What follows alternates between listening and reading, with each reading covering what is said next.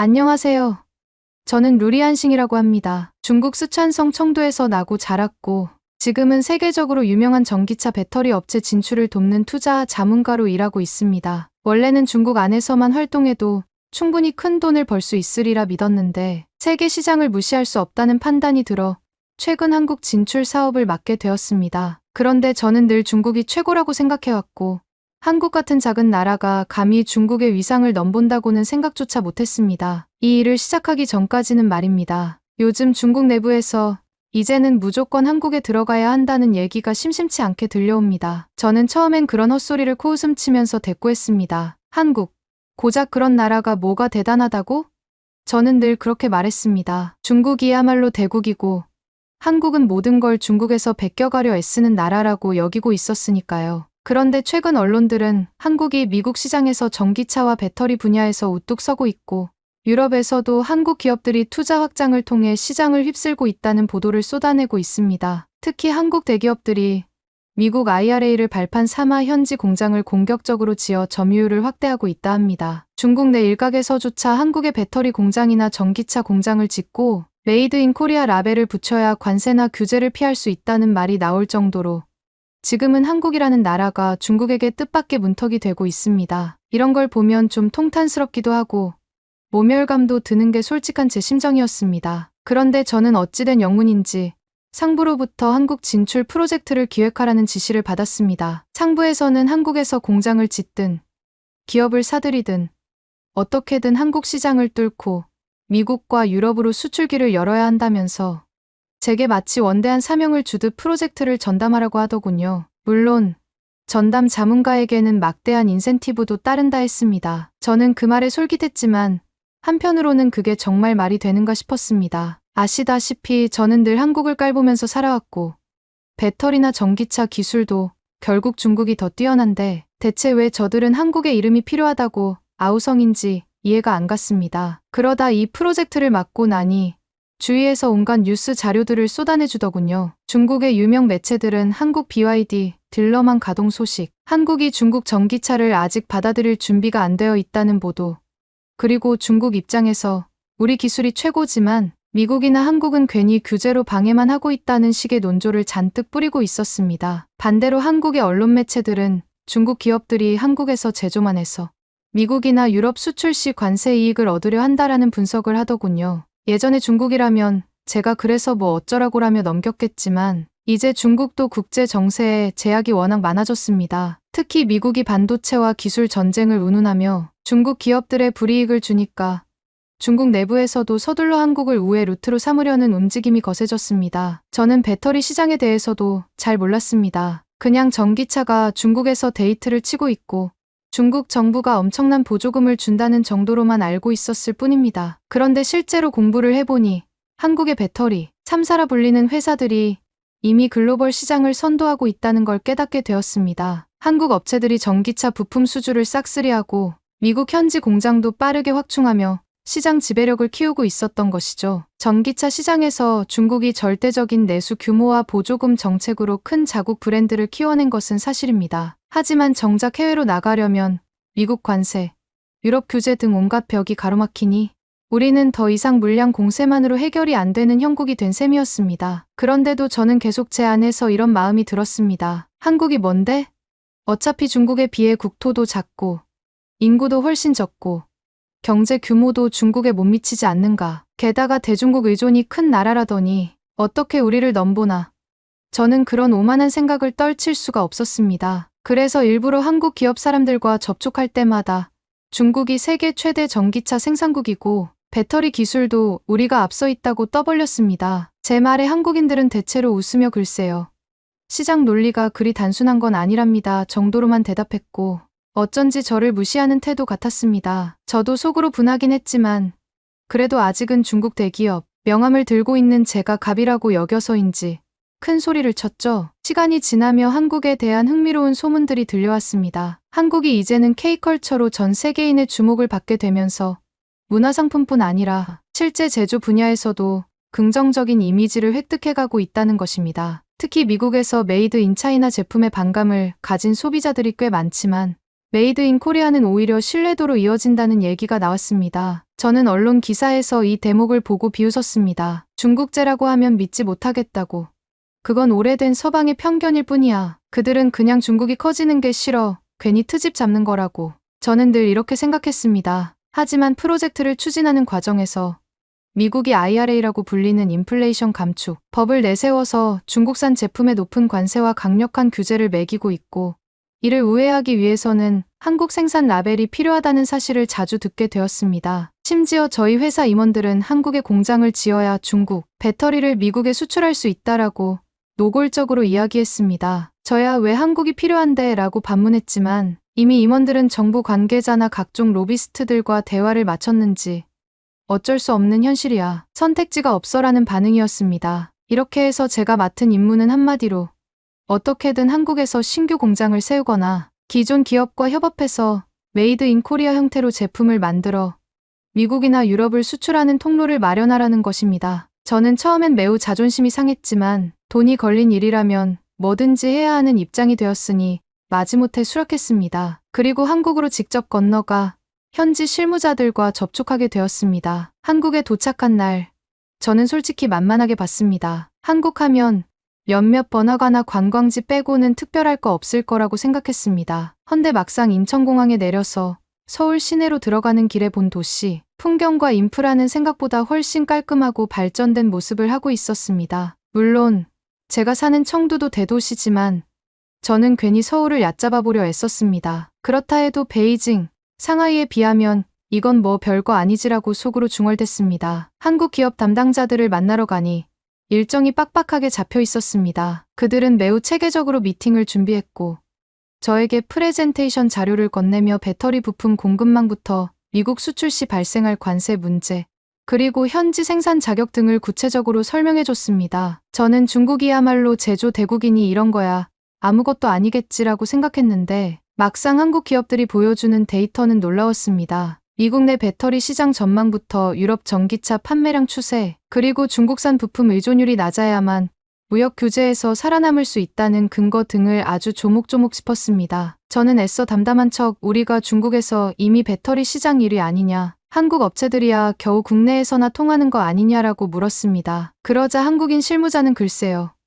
글로벌 시장 조사기관 통계를 보시면 한국 기업들의 해외 점유율이 꾸준히 상승하고 있고 특히 미국과 유럽에서 중국 브랜드는 진출이 쉽지 않습니다라며 숱한 뉴스 기사와 연구 보고서를 첨부해 보여줬습니다. 거기엔 한국이 미국 시장에서 전폭적인 투자를 해 현지화 전략을 펼치고 있고 유럽에서도 속속 공장을 세우며 광범위한 네트워크를 구축하고 있다는 내용이 가득했습니다. 반면 중국은 신용 리스크, 스파이 이슈, 정부 보조금에 대한 국제적 반감 등이 걸림돌로 작용하고 있다는 점도 적시돼 있었습니다. 저는 그 자료를 보다 화가 났습니다. 이건 서방 세력이 중국을 견제하는 거지.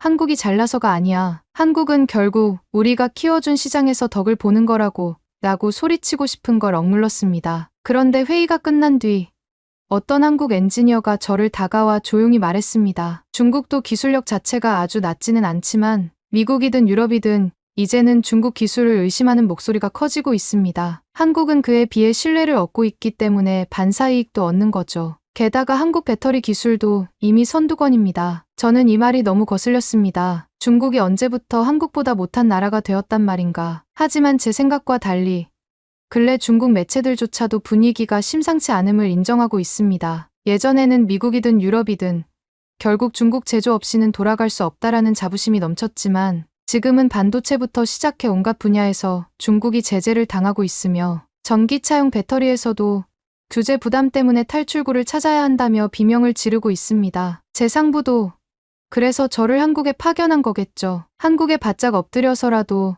뭔가 협력 라인을 만들어야 글로벌 시장에 진출이 가능하다는 생각 말입니다. 하지만 저는 여전히 내키지 않았습니다. 제가 아무리 돈을 벌어야 한다고 해도 한국이라는 나라에 굽히고 들어가서 비위 맞추는 건 정말 싫었습니다. 중국이 최고다라는 제 확신이 흔들리는 게 너무나 자존심 상했습니다. 그렇다고 이 프로젝트를 포기하기엔 이미 저를 여기에 보낸 윗선의 압박이 심했습니다. 저는 할 수 없이 한국 파트너사와 협상을 진행하면서 틈틈이 중국 언론에도 중국 배터리 기술이 우월하다라는 메시지를 인터뷰 형태로 내보냈습니다. 물론 한국 측에는 이 사실을 숨겼습니다. 그렇게 정신없이 하루하루를 보내던 중 또 다른 이슈가 터졌습니다. 미국 포드가 중국의 CATL과 합작해 미국의 배터리 공장을 세우려 했지만 미국 내 정치권 반발이 극심하다는 소식이었습니다. 저는 미국 놈들은 자기들이 필요할 때는 중국 기술을 빨아먹고 필요 없으면 스파이라고 몰아붙이는 이중잣대를 부린다라며 분개했습니다. 당연히 중국 정부도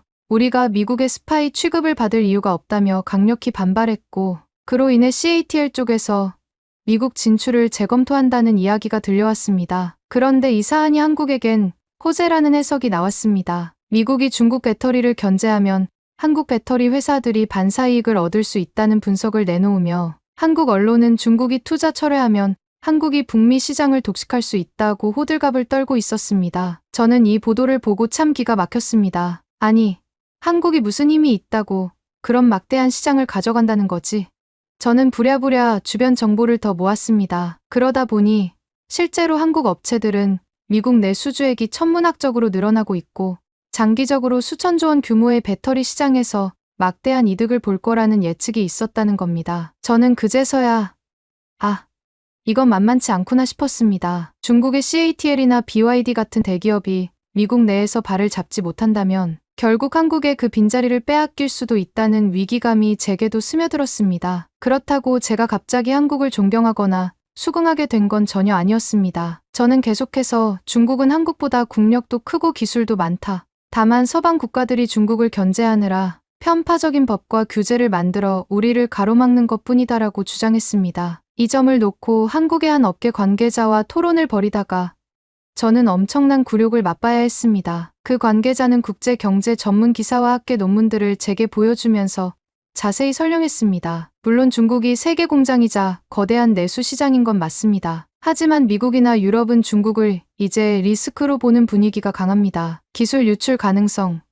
독재 정부와 결탁된 기업들의 불투명성, 그리고 무분별한 보조금 정책으로 인한 불공정 거래까지 수많은 문제들이 거론되고 있죠. 반면 한국은 민주주의 국가이고 서방과의 협력 체계도 견고합니다. 미국, 유럽 같은 곳에서는 한국산 배터리에 대한 신뢰도가 높습니다. 저는 그게 다 정치적인 모략일 뿐이라고 우겼습니다. 하지만 그 관계자는 중요한 건 시장의 인식입니다. 소비자와 정부가 그렇게 생각한다면 그게 바로 현실입니다. 중국이 아무리 대단한 기술을 가지고 있다 해도 규제에 막히고 소비자들이 외면하면 끝입니다. 반면 한국은 그 반대죠. 그런 점에서 지금 중국이 한국에 공장을 짓고자 하는 것도 어찌 보면 당연한 선택 아니겠습니까? 라면서 저를 설득하듯 말했습니다. 제가 참교육당하는 기분이 들었지만 저는 또다시 목소리를 높였습니다. 그럼 중국이 직접 유럽에 공장을 지으면 되지 않는가? 우리는 헝가리나 독일 등지에도 이미 막대한 투자를 해놓고 있다. 한국이야 유럽에서도 결국 우리 중국 기업만 못 따라올 거다. 저는 이렇게 맞받았습니다. 그러자 그 관계자는 자기도 기다렸다는 듯이 그 헝가리 공장 지금 난리도 아니라고 들었습니다만 이라고 대꾸했습니다. 사실 헝가리 CATL 건설 현장에서 주민들이 대규모 시위를 벌이고 있다는 이야기를 저도 들었지만 굳이 한국인 상대에게 터놓고 싶지는 않았습니다. 그 관계자는 뉴욕타임즈 기사를 보여주면서 말했습니다. 헝가리에서 반중 정서와 환경 파괴 우려가 겹치면서 중국 투자에 대한 국민적 반감이 상당하다고 하더군요. 물가 상승, 인플레이션 문제도 심각한 가운데 중국 공장이 헝가리에 큰 이득이 될지는 의문이라고도 하던데요. 저는 기분이 상했지만 할 말이 없어 반박을 시도했습니다. 그건 헝가리 내부의 정치 싸움 때문이다. 중국 배터리 기술을 불신해서가 아니다. 결국 공장이 세워지면 중국이 유럽 시장을 싹쓸이하게 될 거다라고 억지를 부렸습니다. 상대는 고개를 절레절레 흔들더니 어쨌든 한국 기업도 이미 헝가리에 대규모 공장을 운영 중이고 양국 관계가 돈독해 여러 지원도 받고 있습니다. 헝가리 국민들 입장에서는 중국보다는 한국 쪽이 낫다는 여론이 있나 보더군요라고 냉정히 말했습니다. 그 순간 저는 가슴속에서 열불이 났습니다. 한국이 대체 뭔데 헝가리인들까지 한국을 선호하는 걸까? 그래서 저는 그 한국 관계자에게 이렇게 묻고 말았습니다. 무슨 근거로 헝가리 사람들이 한국을 좋아한다는 거냐? 결국 중국만큼 대규모 투자도 못하고 물량도 적을 텐데 라고 쏘아붙였습니다. 그러자 그 관계자는 태연하게 다뉴강에서의 참사를 계기로 한국과 헝가리 정부가 긴밀히 협력해왔다는 건 유명한 사실입니다. 게다가 한국 기업들은 현지인 고용과 환경 규제 준수에 신경을 많이 쓰고 있고 무엇보다도 부패 스캔들에서 상대적으로 자유롭습니다. 중국은 1대1로 사업 부패 의혹 같은 게 많잖아요. 그래서 헝가리 내 여론이 곱지 않은 거죠라고 말했습니다. 솔직히 제가 한국인이라면 기분이 좋았을 겁니다. 그런데 저는 중국인 루리안싱입니다. 저는 끝까지 우리 중국이 최고라는 말을 놓칠 수 없었습니다. 그래서 헝가리 같은 소국이 중국 대기업 자본을 거부한다면 그들도 손해가 막심할 거다. 결국 시간 지나면 우리에게 무릎 꿇을 것이다 라고 또 한 번 강하게 주장했습니다. 그 관계자는 쓴웃음을 지으며 그건 좀 더 지켜봐야겠지만 생각처럼 간단하지 않을걸요? 라는 답을 남겼습니다. 이렇듯 한국에서의 협상 과정은 계속 꼬여만 갔습니다. 저는 한국 측 파트너사와 뭔가 명확한 협약을 맺어야 했지만 그들 입장에서는 쉽게 중국 자본을 받아들일 수 없다고 하더군요. 중국이 기술을 넘겨줄 것도 아니면서 그저 한국 공장, 간판만 빌려서 미국 수출 관세 이득을 취하려는 거 아니냐라는 의심을 하는 듯했습니다. 물론 제 입장에서는 돈 되는 사업인데 한국도 결국 이득 아니냐라며 포장하려 했지만 한국인들은 알짜 정보를 쉽게 주지 않았습니다. 또 어떤 미팅에선 한국 쪽 변호사가 만약 중국 측이 한국에서 공장을 설립하고 메이드 인 코리아로 수출한다면 나중에 미국이든 유럽이든 결국 중국 자본이 실질적으로 장악한 공장이라고 문제를 삼지 않을까라는 우려를 제기했습니다. 그러면서 투자 구조를 매우 투명하게 가져가야 하는데 중국 당국은 그런 면에서 불투명성이 크지 않느냐라고 꼬집더군요. 저는 내심 뼈 아팠습니다. 저는 일단 우리는 중국 정부와 별개로 움직인다. 단지 중국 민간 기업이라고 거짓말 비슷하게 변명했습니다. 사실상 중국 정부가 저희 기업에 막대한 보조금을 준다는 사실은 다들 아는 일인데도 저는 잡아떼야만 했습니다. 그렇지만 그쪽은 이미 다 알고 있다는 듯 실소를 터뜨렸습니다. 글쎄요.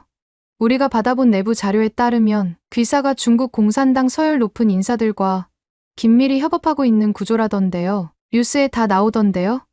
반박해서 저는 더 이상 할 말을 잃었습니다. 그러다가 어느 날 저녁 한국 파트너사 인사들이 식사 자리를 마련했는데 그때 참으로 모욕적인 경험을 하고야 말았습니다. 서로 조금 술기운이 오르자 그들은 중국 기업들이 자주 써먹는 철수 전략도 물고 늘어졌습니다. 중국 회사들은 왜 이렇게 약속을 어기고 갑자기 철수하거나 사업 진행 중에 무리한 요구를 하는 일이 잦은 겁니까? 예전에 아프리카나 동남아에도 그렇게 했다고 들었습니다라고 대놓고 말하더군요. 저는 그건 한국 언론이 과장 보도한 것이라고 강하게 부정했지만 그들은 관련 뉴스 기사를 몇 개 더 보여주며 추궁했습니다. 분위기가 점점 험악해지고 저도 발끈해서 한국이 중국에서 돈 벌어간 건 왜 말 안 하나? 한국 기업이 중국에 들어와서 배불리고 나간 사례가 엄청나게 많다. 너희도 우리를 착취했으니 우리도 너희 나라에서 사업할 때 문제될 게 없다라는 식으로 주장했습니다. 그러자 그들은 되레 우리도 그런 이슈가 있었다면 공개 사과하거나 법적 문제를 해결해왔다. 그런데 중국은 그런 부분에서 언제나 불투명하고 사업 윤리나 법률 준수 면에서 허점이 많다는 게 현실 아닙니까?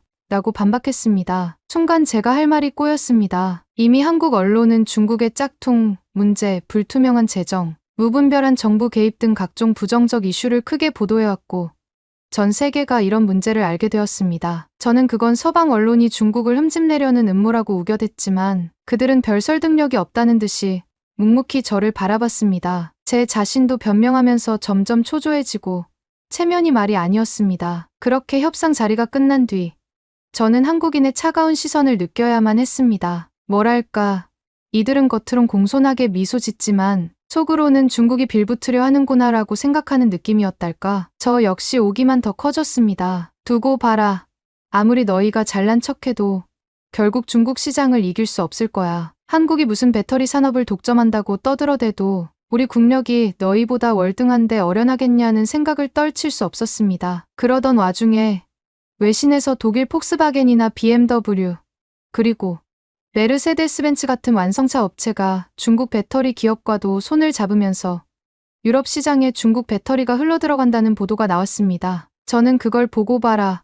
결국 유럽도 우리 중국 기술에 무릎을 꿇고 있다라고 속으로 뿌듯해했습니다. 하지만 그 기사의 뒷부분에는 다만 유럽 현지에서 중국에 대한 의구심이 상당하고 공장 건설에 대한 반감이 커져 향후 갈등이 예상된다라고 되어 있었습니다. 그뿐 아니라 같은 기사에서는 한국 업체들도 유럽에 대규모 공장을 돌리고 있으며 이미 합작이나 공급망 네트워크가 안정적으로 구축되어 있다고 소개했습니다. 제가 보기에는 유럽은 한국과 중국이 치열하게 경쟁 중이니 예측이 어렵다 정도였지만 한국 언론은 이걸 또 중국은 정치적 리스크가 커서 언제든 강제 퇴출될 수 있으니 한국이 결국 장기적으로 승리할 가능성이 높다라고 해석하더군요. 저는 분통이 터졌습니다. 그러던 어느 날 저는 한국의 한 무역 전시회에 초대받았습니다. 거기서 유럽, 미국, 동남아 여러 나라의 바이어들이 모여서 각각의 기술력과 생산 능력을 선보이는 자리였는데 저는 당연히 중국 배터리 제품이 최고라고 홍보하러 갔습니다. 그런데 대형 부스 중앙에는 한국 업체들의 화려한 전시관이 마련되어 있었고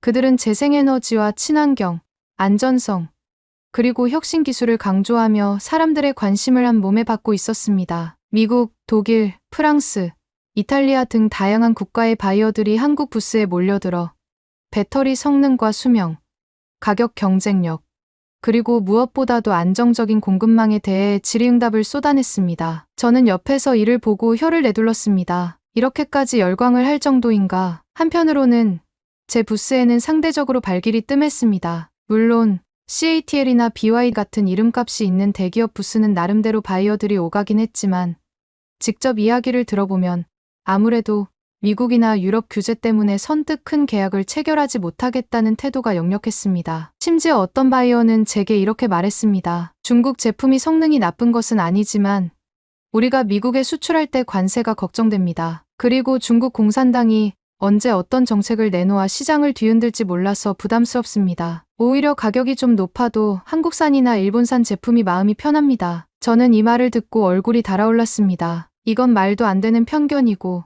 중국 배터리야말로 세계 최고인데 라고 항변했습니다만 바이어는 알지만 안전한 선택을 하고 싶군요라고만 답하고 떠났습니다. 결국 그 전시회에서 제가 제대로 협상을 따낸 건 몇 건 되지도 않았습니다. 반면 한국 업체들은 전시 마지막 날의 만찬까지 열며 바이어들과 친밀하게 네트워킹을 이어가더군요. 저는 거기에 초대조차 받지 못했습니다. 이게 다 한국인들의 편파적인 뒷거래 때문이야. 그리고 서방 세계가 우리 중국을 혐오하는 탓이라며 속으로 울분을 삼켰습니다. 그래도 저는 포기할 수 없었습니다. 한국에서의 프로젝트가 곧 제 커리어와 직결되어 있었으니까요. 그래서 다시 한번 한국 파트너사 대표를 만나보았습니다. 이번에는 좀 더 겸손한 자세를 취하려고 했습니다. 우리는 한국 기업과 진정으로 상생하고 싶다. 중국에선 저희에게도 많은 제한이 있지 않겠느냐. 한국의 기술과 자본을 조금씩 이전하고 미국이나 유럽 시장 공략 시 한국이 함께 이익을 나눌 수 있도록 하겠다라고 설득을 시도했습니다. 하지만 그 대표는 예전에 제가 큰소리치며 중국이 최고라고 떠벌렸던 걸 기억하고 있었습니다. 그는 정말로 상생할 의도가 있으신지 의심스럽습니다. 혹시 나중에 한국에서 생산한 배터리를 전부 중국으로 다시 가져가거나 한국 기업의 노하우를 빼돌릴 위험은 없나요? 중국이 여태껏 비슷한 일을 여러 나라에서 해왔다는 보고도 있습니다라고 반문했습니다. 저는 변명하려고 했지만 이미 저에 대한 이미지가 나빠진 상태라 억지로도 통하지 않는 듯했습니다. 결국 협상은 또다시 지지부진했고 저도 인내심이 바닥나서 툴툴거리고 돌아섰습니다. 한국인들이 너무 깐깐하게 구는 거야. 자기들도 중국 시장 덕을 봤으면서 라는 생각이 또 올라왔죠. 하지만 이제는 한국이 그렇게 만만하지 않다는 걸 뼈저리게 느끼고 있었습니다. 상부에 상황 보고를 하니 그들은 오히려 저를 나무랐습니다. 아니, 다들 한국으로 공장을 옮기고 싶어 하는데 자네가 그걸 제대로 못 해내면 어쩔 작정인가 라며 불같이 화를 냈습니다. 저는 한국 측 요구가 너무 까다롭다. 그리고 우리를 여전히 의심한다. 게다가 우리 중국에 대한 국제적인 시선이 점점 악화되는 게 문제다라고 변명했습니다. 그러자 상부는 그게 다 자네 역할 아니냐. 어떻게 해서든 한국 정부와 업체를 설득하고 투자 조건을 이끌어내라 라고 몰아붙였습니다. 결국 저는 이 프로젝트가 얼마나 험난한지를 절감하면서도 중국 내 사정이 이렇게 돌아가는 이상 방법이 없었습니다. 미국은 중국 배터리의 문을 닫고 있고 유럽도 반중 정서가 커져서 대규모 공장 건설에 진통을 겪고 있으며 동남아 여러 국가는 시장 규모가 작아 당장 큰 이득을 내기 어렵습니다. 반면 한국은 이미 미국, 유럽과 밀접하게 연결되어 있고 자국 기업들이 워낙 잘 나가고 있으니 어찌 보면 가장 합리적인 우회로라는 얘기입니다. 하지만 한국이 제안을 쉽게 받아줄 리가 없다는 걸 저는 매일같이 체감하고 있습니다. 그래도 저는 어쩔 수 없이 매달려야 합니다. 한국이야말로 모든 걸 중국에서 베끼고 우리 것을 흡수해 여기까지 왔으니 이제 다시 우리를 위해 길을 열어야 한다고 마음속으로 생각하지만 한국 쪽은 이미 중국을 버리고 독자 노선을 가거나 미국과 더욱 끈끈하게 손을 잡으려 하고 있습니다. 배터리 시장만 해도 한국은 이미 총 수주액이 천문학적인 수준에 도달했다고 합니다. 뉴스 기사에 따르면 한국 배터리 3사가 미국 내 여러 완성차 업체와의 장기 계약을 잇따라 따냈고 그 규모가 몇백조 원 혹은 그 이상이라고 하더군요. 저는 솔직히 믿기 어려웠지만 국내외 언론에 계속 그런 기사가 나오니 부정할 수도 없었습니다. 한국이 뭐가 그리 대단한지 다 정치적 이득을 본 거야 라고 계속 스스로 위로했습니다. 어느 날 이와 관련해 한국국책연구소에서 배포한 보고서를 입수했습니다. 거기에는 중국은 내수 시장을 기반으로 괄목할 만한 성장을 이뤘지만 해외 시장에서는 신뢰 문제와 규제로 인해 어려움을 겪고 있다. 이에 한국이 글로벌 분업 체계에서 핵심 역할을 차지하게 될 전망이다라는 대목이 있었습니다. 제가 읽기엔 결국 중국이 고립되고 한국이 웃게 된다라는 식이었는데 속이 뒤집히는 느낌이었습니다. 더 웃긴 건 중국 당국이 최근 자국 공장이 해외에 합작으로 세워지는 걸 꺼린다는 보도도 있습니다. 기술 유출을 방지하겠다라는 명목인데 정작 해외 국가들은 중국 기업이 들어오면 우리 기술이 유출될 수 있다라고 말하니 서로 신뢰가 없는 상황이죠. 한국은 이런 갈등에서 슬그머니 빠져나와 미국이나 유럽과 손잡고 차곡차곡 점유율을 넓혀가는 중이라니 저로서는 이보다 더한 분통이 없습니다. 설상가상으로 제가 현지에서 만나본 젊은 한국인 연구원들은 하나같이 열정적이고 자신감을 보이며 중국이 아니라도 우리는 충분히 독자 노선으로 갈 수 있다고 입을 모읍니다. 예전엔 중국이라는 거대 시장을 두려워해 한국인들도 몸을 사릴 것이라고 생각했는데 지금은 중국이 결국엔 글로벌 무대에서 고립될 것이다. 한국이 장기적 승자가 될 것이라며 반응하더군요. 저는 그들을 향해 너희가 너무 자만한다. 중국 인구가 14억이 넘고 내수 시장이 얼마나 큰지 아느냐라고 쏘아붙였지만 그들은 이미 세계 시장은 규모만으로 승부가 결정되는 시대가 아니다. 무역 환경이 달라졌고 결국 신뢰와 파트너십이 중요하다라며 일축했습니다. 저는 그 자리에서 더 길게 논쟁하고 싶었지만 실익이 없다고 판단해 그냥 나왔습니다. 대신 나중에 중국 지인들에게 전화를 걸어 한국 녀석들이 건방지다. 한 수 제대로 보여줘야겠다고 분개하며 소리쳤습니다. 그러자 지인들도 그럼 당장 한국 쪽과의 프로젝트를 중단시켜버려. 걔들이 더 손해볼 거다라고 부추겼습니다. 저는 그렇게라도 하고 싶었습니다. 다만 저에게 주어진 임무가 한국 공장 설립 추진이고 이를 중단했다가는 제 입지가 송두리째 흔들릴 테니 차마 그렇게 못했습니다. 결국 저는 여전히 한국에 붙어 있어야 하고 어떻게든 이 협상을 성사시켜야 합니다. 하지만 갈수록 한국인들은 저를 경계하고 특히 배터리 산업계에서도 중국 회사들과의 협력보다는 대체 소재나 미국, 유럽 투자 확대에 집중하려 듭니다. 저를 만나는 자리에서조차 예전에는 어느 정도 호의적인 분위기가 있었는데 이젠 대놓고 투자금을 얼마까지 낼 수 있느냐 혹은 기술 이전은 어느 정도 보장할 수 있느냐 등 아주 민감한 주제로 압박하더군요. 그들은 분명히 저희 중국 회사가 그저 한국의 이름만 빌려서 미국과 유럽에 진출하려는 걸 알고 있습니다. 그걸 역이용해 저희에게 불리한 계약을 맺으려 하는 기색도 역력합니다. 물론 저는 그렇게까지 당하고 싶지 않아 여러 가지 조건을 붙여 우위를 지키려 합니다. 그러나 현실은 녹록지 않습니다. 이게 다 미국 탓이고 한국 탓이고 서방 언론 탓이다라고 분노해도 세상이 그렇게 돌아가고 있으니 어쩌겠습니까? 그래서 저는 지금 한국 관계자들과의 숱한 갈등 속에서 하루하루 버티고 있습니다. 한국은 자국 배터리 기업들이 이미 글로벌 톱 클래스 수준이니 굳이 중국과 위험한 합작을 하지 않아도 된다고 판단하는 듯합니다. 반면 중국 입장에서는 어떻게든 한국을 붙잡지 않으면 갈 곳이 없다는 위기감이 커졌습니다. 저는 그런 압박을 온몸으로 느끼고 있는데 한국 쪽은 눈도 깜빡 안 합니다. 가끔은 이런 자조적인 생각이 듭니다. 우리가 이렇게까지 한국에 매달려야 할 정도로 중국이 궁지에 몰린 걸까?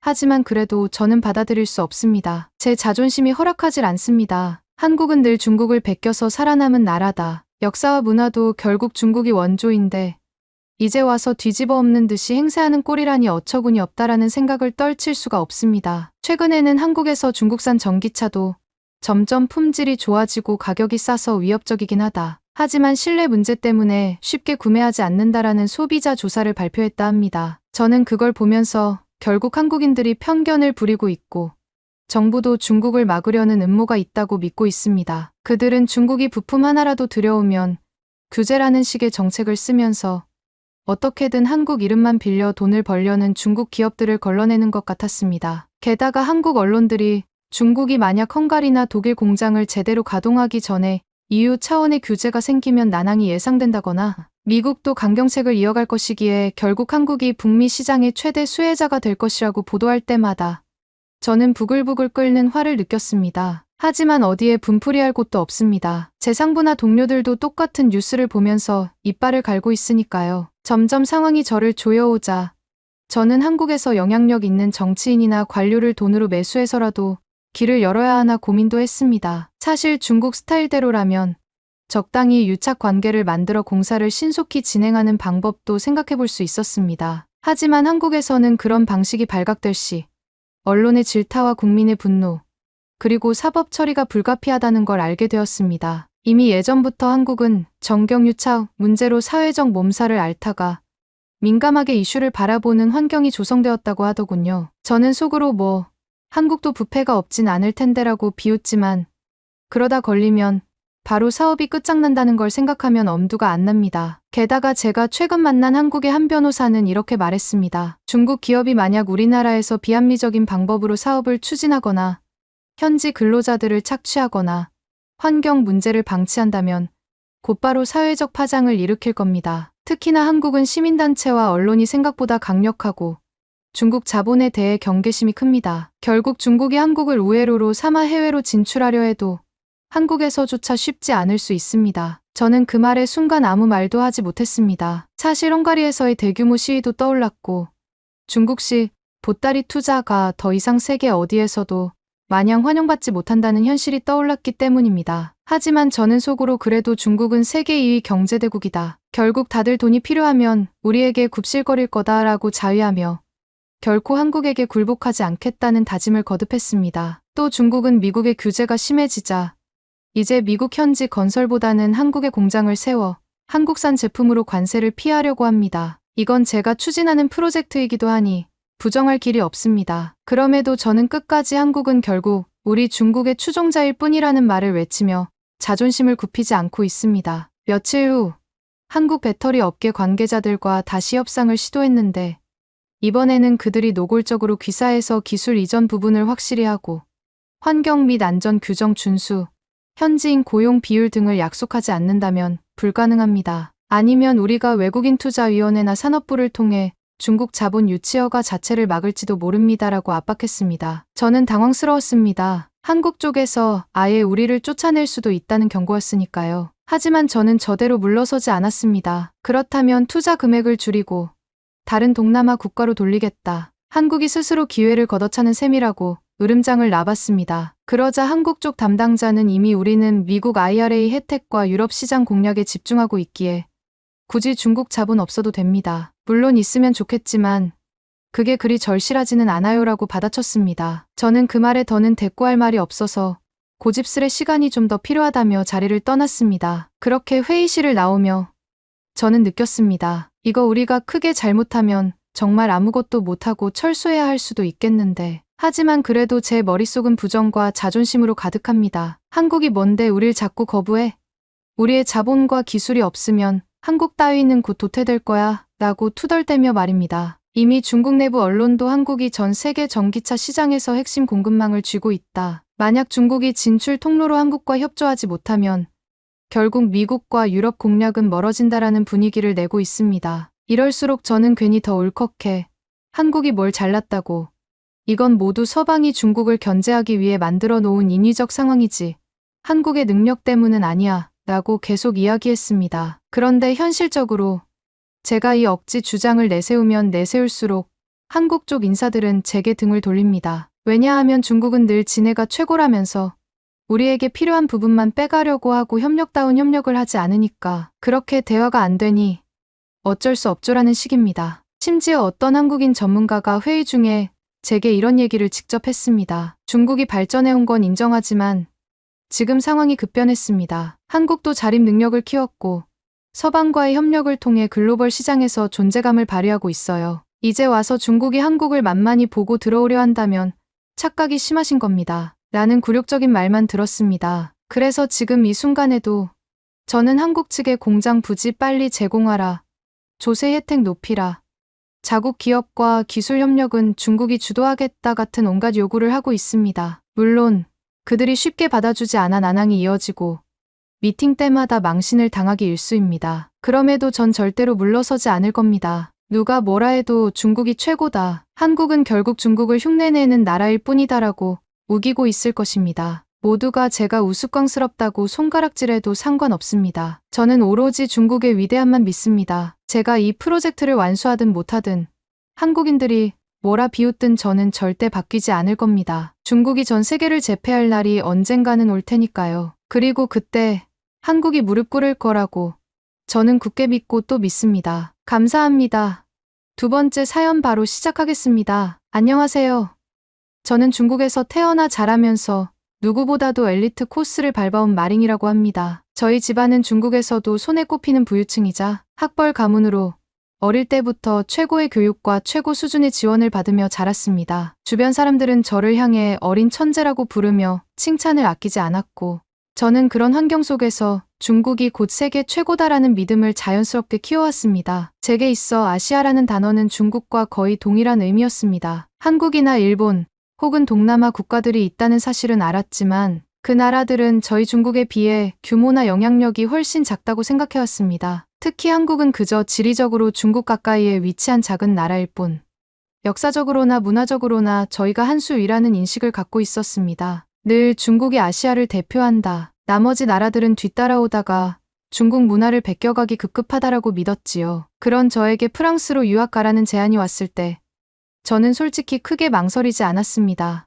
유럽에서 공부를 한다면 중국의 위상을 널리 알릴 절호의 기회가 되리라고 생각했으니까요. 서양인들은 동양하면 일본을 떠올리는 경우가 많다고 들었지만 저는 아니다. 사실상 아시아는 중국이 다 해먹는다라는 제 의견을 당당히 펼쳐 보이고 싶었습니다. 거기에다 부모님과 친척들도 중국을 대표하는 우수한 엘리트로서 유럽에서 빛을 발하고 오라고 격려해 주셨고요. 그리하여 저는 프랑스의 명문 공과대학인 에콜 트랑에 입학하게 되었습니다. 처음 학교 교정에 들어섰을 때 웅장한 석조 건물과 잘 가꿔진 정원을 보고 감탄했던 기억이 납니다. 물론 중국에도 훨씬 대규모 캠퍼스나 현대식 시설을 갖춘 대학들이 많다는 생각이 들었지만 그래도 유럽 특유의 오래된 전통과 명예라는 것이 느껴지긴 하더군요. 저는 전자정보공학 분야를 전공하기로 했습니다. 중국에서도 이미 이 분야에 대한 경험이 있었고 가장 발전 속도가 빠른 현대 산업 분야인 만큼 유럽에 가서도 제 능력을 인정받을 수 있을 것이라고 확신했습니다. 그리고 무엇보다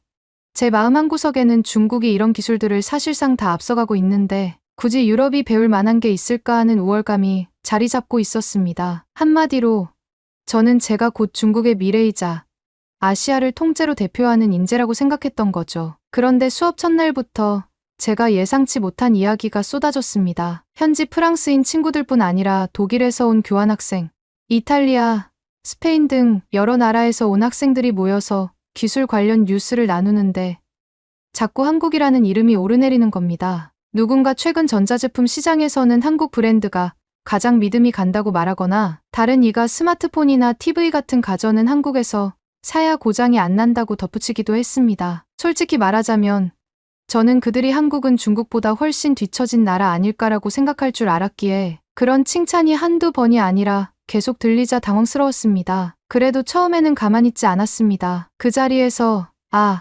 그거 다 중국 기술을 기반으로 만들어진 거야. 애초에 한국이란 나라가 자체적으로 발전할 만한 역량은 부족하고 중국에서 개발된 기술을 저렴하게 베껴서 조금씩 뜯어고친 다음에 마케팅을 잘하는 거지. 너희가 진짜 중국산 하이엔드 제품을 써보지 않아서 그렇다라고 주장했지요. 물론 이 이야기를 듣고 의아해하는 친구들도 있었지만 또 몇몇은 그런가? 하는 반응을 보이기도 했습니다. 저는 안심했습니다. 역시 유럽인들은 중국이 얼마나 거대하고 뛰어난지를 잘 모르는구나. 내가 제대로 가르쳐줘야지 하고 마음먹었습니다. 하지만 문제가 생기기 시작한 건 구체적인 사용 후기들이 오가면서부터였습니다. 어떤 스페인 출신 친구가 내가 예전에 중국에서 수입된 전자책 단말기를 샀는데 업데이트가 제대로 안 되고 한 번 쓰고 방치하게 됐다고 말했습니다. 다른 독일인 학생은 중국 브랜드 휴대전화를 비싸게 주고 샀는데 몇 달 만에 발열 문제가 심각해져서 결국 바꿨다고 했습니다. 그러면서 그에 비해 한국제 스마트폰은 잘 고장나지 않고 서비스 센터도 곳곳에 있어서 편하다라는 말을 덧붙이는 겁니다. 저는 속에서 열불이 났습니다. 중국에는 값싸고 질 낮은 제품도 많지만 고급 라인도 분명 존재한다. 유럽인들이 모르고 싸구려만 사니까 그런 것이다라고 변명했습니다. 그런데다 한국이 실제로는 중국 기술을 모조리 베끼고 있다고 강력히 주장했죠. 중국 정부에서 대규모로 추진하는 연구개발 사업이 얼마나 많은지 아느냐. 한국 기업은 사실상 중국 자료를 약간만 수정해서 독자적인 혁신처럼 포장할 뿐이라고 목소리를 높였습니다. 그러나 주변 친구들의 반응은 생각보다 싸늘했습니다. 몇몇은 베낀다는 말은 근거가 있느냐고 물었고, 어떤 이탈리아 친구는 내가 쓰던 한국제 노트북은 몇 년째 멀쩡한데 중국제 랩톱을 샀던 친구는 일주일 만에 화면이 깨졌다는 경험담을 내놓았습니다. 심지어 프랑스인들은 중국 제품이 기초적인 성능은 갖추고 있어도 막상 사서 쓰다 보면 자잘한 문제가 계속 생긴다고도 했습니다. 저는 그건 너희가 너무 싸구려만 골라 샀기 때문이라고 되풀이했지만 그 얘기를 듣던 독일인 크리스티안이 나도 중국의 최고가 모델이라고 해서 큰돈 들여 샀는데 애프터 서비스가 불가능할 지경이었고 결국 중고로 팔아버렸다고 말했습니다. 그때부터 저는 자꾸 발끈했습니다. 중국이야말로 세계에서 가장 빠른 혁신을 이루는 나라다. 애프터 서비스 센터도 중국에는 엄청나게 많고 이제 전 세계로 확장하고 있다고 라고 장황하게 설명했는데 이미 실제로 불편을 겪은 사람들이 그런 말을 듣고 설득당할 리 없었습니다. 아이러니하게도 이들은 오히려 한국 제품을 더 칭찬하며 저렴한 물건은 아니지만 그만큼 성능이 우수하고 안정적이라 장기간 사용할 수 있으니 돈이 아깝지 않다고 했습니다. 저는 이 말이 도무지 납득이 안 됐습니다. 솔직히 한국은 중국의 발전 속도에 비하면 아직 한참 멀었다. 아시아에서도 한국이라는 나라는 중국의 일부 문화만 얕게 따라할 뿐이라는 생각이 머릿속에서 떠나지 않았거든요. 이런 논쟁들은 학교 안에서 점점 자주 벌어졌습니다. 교수님들이 글로벌 기술 시장 동향이나 반도체 산업, 스마트폰 시장 점유율 등을 발표하면 통계 자료에는 한국의 삼성, LG, SK 하이닉스 등이 일본과 미국, 유럽 기업들과 경쟁하며 상당히 높은 점유율을 차지하고 있다고 표시되어 있었습니다. 그때마다 저는 속으로 이건 중국 시장 규모를 정확히 반영하지 않은 통계일 것이다라며 합리화를 했습니다. 누가 중국 기업은 중저가 시장에서 점유율을 높이고 한국 기업은 프리미엄 시장을 선점했다라고 말하면 저는 곧바로 그 프리미엄이라는 것도 결국 중국 기술이 근간이라고 되풀이했습니다. 그런데 점점 이 말을 믿어주는 이들이 줄어들었지요. 그러는 사이 에콜트랑 내에서는 다양한 교환학생 프로그램이나 연구 프로젝트가 활발히 진행되고 있었습니다. 팀별 과제를 할 때마다 저는 가능한 한 중국 기술 사례를 연구해 보자고 주장했습니다. 예를 들어 빅데이터나 인공지능 분야에서 베이징, 상하이, 선전 등이 앞서 있다고 말하면서 중국 사례를 탐색해보면 엄청난 자료와 특허들이 쏟아질 거라고 호언장담했습니다. 그러나 팀원들은 중국 쪽 자료는 언어 장벽이 크고 게다가 실제 검증된 성능을 확인하기가 쉽지 않다며 반대했습니다. 대신 독일 사례나 한국 사례를 보자고 제안했죠. 한 번은 제가 무인 지하철 운행 시스템에 관해 이야기하면서 베이징에서는 이미 무인 열차가 시범 운영되고 있다며 사실상 한국이나 일본이 자랑하는 지하철 기술도 중국으로부터 배운 것이라고 강하게 어필했습니다. 그런데 그 말을 들은 프랑스 친구 장이 내가 지난번에 한국에 짧게 여행 갔는데 거의 모든 지하철역에 스크린도어가 설치되어 있고 무인 운행 노선도 꽤 오래전부터 실제로 운영 중이더라. 베이징 지하철도 무인 운행을 시도하는 건 맞지만 아직은 일부 구간만 완전 자동화고 나머지는 부분 수동이라고 들었는데라고 반박했습니다. 저는 그 말을 듣고 화를 꾹 참으며 그건 베이징 지하철 초창기여서 그렇다. 조만간 완전히 개선될 거다라고 막연히 대응했지만 솔직히 아니한 태도였죠. 그러던 중 학교에서는 학생들이 정기적으로 모여 각국 문화를 공유하는 행사를 열었습니다. 그 자리에서도 제 귀에는 한국이라는 이름이 참 자주 들려왔습니다. 특히 음악이나 드라마, 영화 같은 문화산업부터 화장품이나 식음료까지 한국에 대한 호감과 관심이 상당히 높아 보였죠. 저는 속으로 원래 중국 문화가 훨씬 더 깊고 다양하다. 한국은 일부 유행처럼 소비되는 거다라고 생각했습니다. 그런데 문제는 기술 분야에서도 한국을 높이 평가하는 사람들이 많았다는 겁니다. 예를 들어 누군가 한국의 반도체 기술은 정말 세계적이다. 일본 브랜드가 예전엔 대단했지만 이젠 다 밀렸다고 말하면 저는 중국이 금방 따라잡을 거고 이미 따라잡았다고 응수했습니다. 그런데도 유럽 학생들은 그런데 실제 제품, 품질이 왜 이렇게 차이가 나지? 라고 물었고 저는 답변에 궁핍해졌습니다. 그러다 어느 날 수업이 끝나고 학생들이 함께 식사를 하러 구내식당에 갔습니다. 독일에서 온 교환학생 크리스티안과 스페인 출신 마르코, 이탈리아 출신 줄리아, 그리고 프랑스 친구 피에르까지. 우리는 여럿이 모여 밥을 먹으며 이런저런 얘기를 나누게 되었죠. 자연스레 기술 얘기가 또 나왔는데 마르코가 최근에 내가 쓰던 중국제 스마트워치가 배터리 고장이 나서 일주일도 못 썼다. 반면 한국 브랜드 스마트워치는 몇 년 동안 문제없었다고 토로했습니다. 줄리아도 내 친구가 한국 브랜드 냉장고를 산 뒤 전기료도 줄고 소음도 거의 없어 만족한다는데 중국 브랜드 냉장고는 사자마자 문 고무 패킹이 문제여서 문을 꼭 잡고 닫아야 했다더라고 거들었어요. 저는 귀가 빨개지는 걸 느꼈습니다. 밥숟가락을 내려놓고 바로 발끈했습니다. 그건 우연히 문제가 있는 제품을 샀을 뿐이야. 중국이 얼마나 다양한 라인업을 갖추고 있는데, 그리고 한국 냉장고라고 했지만 그 부품은 다 중국에서 만든 거일 거다. 그러자 피에르가 날카롭게 물었습니다. 그럼 그 조립이나 설계 기술을 누가 책임지는 거지? 왜 결과적으로 한국 제품은 고장이 잘 안 나고 중국 제품은 망가질 확률이 높은 건가? 저는 중국은 엄청난 인구와 자본을 기반으로 하기 때문에 전수조사나 철저한 관리가 쉽지 않을 뿐이라고 짜내듯 답했습니다. 그 테이블 분위기가 묘해지기 시작했습니다. 다른 학생들은 그래도 중국도 대단하지라고 저를 달래주려 했지만 대화가 이어질수록 근데 솔직히 한국 게 더 좋더라, 중국제는 한두 번 쓰고 안 쓰게 되더라라는 식의 이야기가 여기저기서 터져 나왔죠. 저는 씁쓸한 표정을 지으며 겨우 밥을 마저 먹었습니다. 그 뒤로도 여러 번 비슷한 경험을 했습니다. 수업에서 교수님이 세계시장 점유율 그래프를 보여주실 때마다 삼성이니 LG니 하는 한국 기업들이 상위권에 이름을 올리는 장면이 나왔고, 그럴 때마다 저는 근데 중국이 중저가 시장에서 엄청나게 팔고 있으니 양으로는 이미 한국을 앞질렀다고 거칠게 반박했습니다. 교수님은 프리미엄 시장과 중저가 시장은 구분해서 봐야 한다고 하셨고, 학생들도 우리는 값이 좀 더 나가더라도 고품질을 선호한다. 그렇게 보면 한국이 훨씬 낫다고 말하곤 했습니다. 이 얘기가 반복될 때마다 저는 화가 치밀었습니다. 왜 모두가 한국만 바라보는 거지? 중국이 훨씬 크고 훨씬 강력한 나라인데 하는 생각이 떠나질 않았습니다. 그러다가 어느 날 프랑스에서 열리는 국제 규모의 가전 박람회 이야기가 학교에 돌았습니다. 유럽 가전 박람회라는 큰 행사로 각국의 가전제품 기술력을 소개하는 자리였습니다. 보베르 교수님이 에콜트랑 학생들도 단체로 견학을 갈 수 있다. 글로벌 시장 흐름을 파악하는 데 큰 도움이 될 테니 희망자는 신청하라고 공고를 냈죠. 저는 망설이지 않았습니다. 왜냐하면 중국 기업들이 대거 참석해 대규모 부스를 차린다는 소식을 들었기 때문입니다. 제가 늘 중국이 최고다라고 말해왔으니 이번 기회에 제대로 증명하고 싶었습니다. 한국 부스가 아무리 화려해봤자 중국 쪽이 훨씬 방대하고 세련된 기술력을 선보일 것이라는 기대감도 컸습니다. 결국 교수님과 학생 여러 명이 버스를 타고 가전 박람회장이 있는 도시로 향하게 되었습니다. 이동하는 동안 저는 일부러 다른 친구들에게 이번 박람회에서 중국 기업이 혁신적인 신제품들을 왕창 전시한다고 들었는데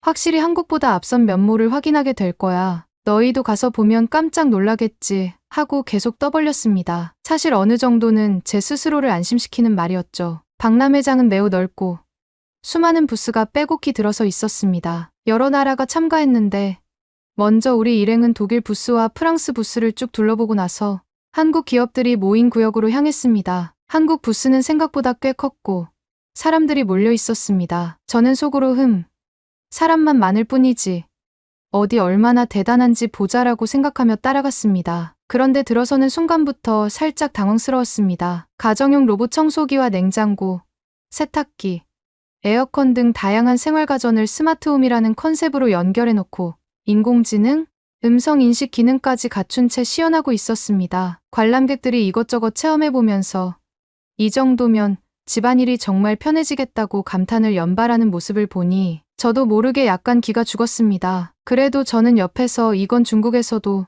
충분히 할 수 있는 거다. 다만 아직 대규모 시범 운영을 하지 않았을 뿐이라고 목소리를 낮춰 중얼거렸습니다. 한쪽 벽면에서는 초고화질 TV들이 주르륵 진열되어 있었는데 색감이 너무 생생하고 화질 개선 기능이 실시간으로 작동하는 장면이 눈에 들어왔습니다. 줄리아가 우와, 이건 예술 작품 수준이네라고 감탄했는데 저는 그 소리를 듣기 싫어. 중국 디스플레이 회사도 이런 정도 해낼 수 있어.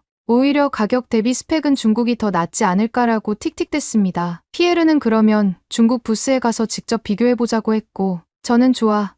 거기 가면 이것보다 더 인상적인 신기술이 쏟아질 거야 라고 호언장담했습니다. 그렇게 한국 부스를 빠져나와 중간에 다른 국가들 소형 부스를 지나면서 드디어 중국 기업들이 모인 장소에 도착했습니다. 실제로 부스 규모는 꽤 넓어서 저는 뿌듯한 마음이 들었습니다. 봐라. 이렇게나 많은 중국 회사가 참여했다고요. 그런데 문제는 하나씩 들여다볼수록 눈길을 확 휘어잡는 혁신, 제품은 그리 많지 않아 보인다는 점이었습니다. 물론 저가형 무선 이어폰이나 로봇 청소기, 전동 킥보드 같은 것들은 종류가 다양했지만 정작 이거다 싶은 기술력을 뽐내는 곳을 찾기가 어려웠습니다. 게다가 시험 부스 중 하나에서 최신 프로젝터를 작동시키다 화면이 꺼져버리는 해프닝이 벌어졌습니다. 저는 저건 단지 설정 문제겠지 하고 얼버무렸지만 장이 시연 때 이런 식으로 멈춰버리면 문제가 있는 거 아니야? 안정화가 덜 된 제품 아니야? 라며 고개를 갸웃했습니다. 저는 할 말이 없었습니다. 이어폰 부스에 갔다가도 소리가 계속 끊긴다는 볼멘 소리를 듣게 되었고 한 직원은 곧 개선할 예정이다라고 설명하더군요. 저와 함께 온 친구들은 하나같이 우리 기대와 달리 이곳엔 참신한 게 없네. 그래도 가격이 저렴하면 모를까. 여긴 고급 라인이라고 해놓고 완성도가 부족해 보인다는 반응을 보였습니다. 저는 그 말을 들을 때마다 속이 끓어올랐습니다. 중국 기업이 굉장히 많은데 왜 제대로 준비가 안 된 거지? 이것들을 보고 어떻게 한국 부스와 비교하겠냐고 라고 속으로 울분을 터뜨렸습니다. 결국 제 장담과 달리 이렇다 할 대역전은 일어나지 않았습니다. 박람회 현장에서 만난 해외 바이어들도 한국 테크놀로지 부스에서 본 완전 자동화와 인공지능 접목 가전이 상당히 인상적이었다며 중국 부스는 대체로 중저가 라인이라고 여기는 분위기였습니다. 돌아오는 버스 안에서 줄리아와 피에르, 크리스티안, 장이 저에게 묻습니다. 마링, 왜 너는 중국이 한국보다 훨씬 더 앞서 있다고 했는데 실제로는 이렇게 보여준 게 없었을까? 저는 자리에서 일어나서 항변했습니다. 이건 일부 회사들만 참가한 거야. 제대로 된 대기업들은 중국 국내 시장에 집중하고 있어서 굳이 이런 박람회에 나올 필요를 못 느꼈겠지. 그리고 중국은 규모가 커서 연구개발을 탄탄히 진행 중이니까 조만간 한국 정도는 가볍게 뛰어넘을 거야. 그러자 피에르가 한숨을 쉬며 말했습니다. 그건 너의 희망사항일지도 몰라. 어쨌든 우리가 직접 본 현장에선 한국이 훨씬 잘했어. 저는 입술을 꽉 깨물고 아무 말도 못했습니다. 사실상 박람회에서 망신을 당한 기분이었거든요. 중국의 진정한 기술력을 내가 제대로 보여주고 싶었는데 왜 이 모양이지? 라는 자괴심도 들었고 어쩌면 한국이 생각보다 꽤 높은 단계에 올라섰나라는 생각도 조금씩 스며들었습니다. 그래도 자존심 때문에 겉으로는 계속 이번 박람회는 특별한 사례일 뿐 중국이 관심 없어서 참여 안 한 거다라고 변명했습니다. 그러고 나서 며칠이 지나자 학교에서는 한국 교환학생 프로그램에 지원하려는 학생들이 부쩍 늘었습니다. 그 소문을 듣고 저는 또 발끈했습니다. 아니, 왜 하필 한국으로 간다는 거야? 아시아 기술의 본사는 중국인데 말이지. 어떤 학생에게 물어보니 요즘 한국 반도체나 인공지능, 전자공학 분야가 뜨고 있으니까 거기서 제대로 배워보고 싶다는 대답이 돌아왔습니다. 저는 다시 목소리를 높였습니다. 그건 말도 안 돼. 한국은 사실상 중국 연구진의 결과물을 조금 수정해서 쓰고 있을 뿐인데 굳이 그 나라에 갈 필요가 뭐가 있어. 차라리 중국 대도시로 직접 가서 원조를 배우지 그래라고 윽박질렀죠. 하지만 주변 반응은 점점 더 싸늘해졌습니다. 그렇게 계속 말하는데 정작 중국 제품이나 중국 인프라에 대한 평판이 좋지 않잖아. 우리가 이번에 박람회에서도 봤고 서로 써본 경험도 있는데 한국이 훨씬 안정적이고 혁신적이었어. 저를 향해 그렇게 말하는 사람들 앞에서 저는 참을 수 없이 화가 났습니다. 너희가 중국을 제대로 모르기 때문이야. 한국이 보여주는 건 결국 중국을 흉내낸 것. 하고 소리를 질렀습니다. 그 과정에서 언성이 높아져 싸움 직전까지 갔고 보베르 교수님이 중간에 말려야 할 정도였습니다. 결국 학기가 끝날 무렵 전반적인 학교 분위기는 한국에 대한 관심과 호감이 높아지고 있다라는 결론이었습니다. 반면 중국의 제품과 기술은 비교적 저렴하지만 신뢰성이나 완성도가 떨어지고 애프터 서비스가 잘 안 된다는 부정적인 이미지를 벗지 못했습니다. 저는 이런 분위기에 적응하기 힘들었고 그럴수록 더욱 극단적으로 중국이 최고다, 한국은 중국을 베끼는 나라일 뿐이라는 주장을 고집했습니다. 하지만 시간이 지날수록 제 말을 진지하게 들어주는 사람은 거의 사라졌습니다. 마링은 그냥 자국 우월주의에 사로잡힌 애라는 평판이 생겨버린 듯했죠. 돌이켜보면 유럽 가전 박람회에서의 일이 제게 큰 충격이었습니다. 처음에는 한국 부스 따위 별거 아닐 것이다라고 생각했는데 막상 가보니 사람들의 반응이 폭발적이었습니다. 자동화와 인공지능, 깔끔한 디자인,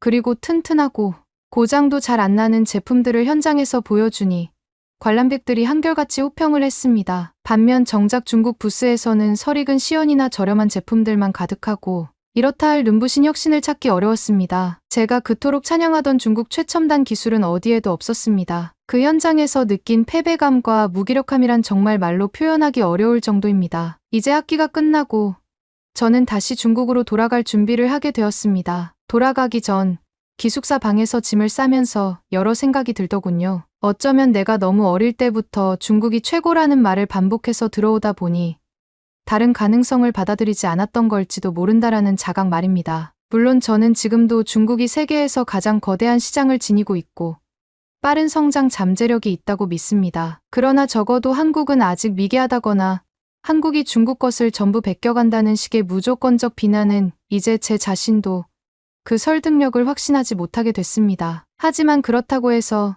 제가 갑자기 한국을 칭송하게 된 것은 아닙니다. 여전히 마음 한켠에는 우리 중국이 머지않아 한국을 넘어 전 세계를 호령하게 될 것이라는 자존심과 욕심이 남아 있습니다. 다만 제가 프랑스 유학 생활 내내 맞닥뜨린 수많은 사례들이 말해주듯 지금 시점에서 유럽인들에게 압도적인 신뢰를 주는 것은 오히려 한국의 제품과 뒤술이라는 사실을 무시할 수 없게 됐습니다. 중국은 싸고 한국은 약간 비싸지만 내구성이 좋다는 공식이 제 주변 학생들 사이에서 굳어진 셈이니까요. 마지막으로 피에르가 나 한국 교환학생 신청했어. 이제 곧 떠날 예정이야 라고 말했을 때 저는 겉으로는 뭐 가봐야 별거 없을 거다. 중국이 훨씬 대단한데 왜 하필 한국이냐라고 투덜댔습니다. 그렇지만 속으로는 왠지 모르게 부러운 기분이 들었습니다. 제가 그렇게 무시해왔던 그 나라가 실제로 어떤 모습인지 직접 체험해보면 혹시 또 다른 진실이 있지 않을까 싶어서요. 그래도 자존심 때문에 대놓고 나도 한번 가보고 싶다고는 못했습니다. 이렇게 저 마링의 프랑스 유학 생활은 끝나갑니다. 처음에는 중국이 모든 아시아를 대표하고 한국은 아직 한참 뒤떨어진 미개한 나라라고 자신 있게 말했지만 정작 유럽에서 만난 친구들과 교수님들은 거의 정반대의 경험담과 자료를 들이대었고 가전제품 박람회 현장까지 직접 가보니 제 기대와 달리 한국이 훨씬 앞서 있는 부분이 많았습니다. 물론 저는 여전히 중국이 나중에 다 뒤집을 수 있다고 고집하지만 적어도 지금 이 순간을 살아가는 유럽인들에게는 한국이 더 매력적이라는 사실은 부정하기 어려운 현실이 되었습니다. 어쩌면 이 경험이 저를 조금씩 성장하게 해줄지도 모르겠습니다. 저 스스로가 너무 편협한 시각에 갇혀 있었다는 걸 깨닫게 된 것이니까요. 아시아는 곧 중국이라는 사고방식에서 벗어나 실제로 다른 나라들이 어떤 혁신과 변화를 이루고 있는지 좀 더 객관적으로 바라볼 필요를 느꼈습니다. 그렇다고 당장 제 태도가 확 바뀌진 않겠지만 언젠가 제가 다시 해외로 나가거나 혹은 중국 내에서 새로운 사업이나 연구에 참여하게 될 때 이 경험이 도움이 되리라 믿습니다. 지금은 기숙사 창문 너머로 보이는 에콜트랑의 고풍스러운 풍경을 마지막으로 눈에 담으며 언젠가 중국이 너희가 그토록 칭찬하는 한국을 완전히 넘어서는 날이 오면 그때 모두의 시선이 달라지겠지라는 생각을 해봅니다. 그날이 언제일지는 모르지만 적어도 저는 제 자리에서 최선을 다해 그 변화를 위해 노력해볼 작정입니다. 그리고 만약 그날이 오기 전에 제 친구 피에르가 한국에서 배운 것들을 들고 돌아온다면 아마 저는 또 한 번 놀라거나 부러워하게 되겠죠. 그래도 괜찮습니다. 저는 중국에서 다시 힘을 모아 언젠가 진짜 세계 최고라는 칭호를 스스로 증명해내리라는 그 꿈을 버리지 않을 테니까요. 이것이 바로 제가 프랑스에서 보낸 한 학기에 대한 회고이자 이곳에서 경험한 한국 제품 vs 중국 제품 논쟁에 대한 솔직한 고백입니다. 저는 여전히 중국이 최고라 믿고 싶지만 적어도 유럽인들에게 현재 시점에서 매력적이고 안정적인 제품은 한국제라는 사실이 자주 증명되었다는 점, 그리고 그 과정에서 제가 부끄러운 순간을 몇 번이나 겪었다는 점만큼은 인정해야 할 듯합니다. 그러니 이제 중국으로 돌아가 더 넓은 시야와 더욱 치열한 노력으로 진정한 중국의 모습을 만들어낼 날을 기다려야겠지요. 그때가 되면 다시 한번 유럽으로 와서 봐라. 이번에는 중국이 진짜로 앞서 나갔다고 크게 외칠 수 있길 간절히 바라봅니다.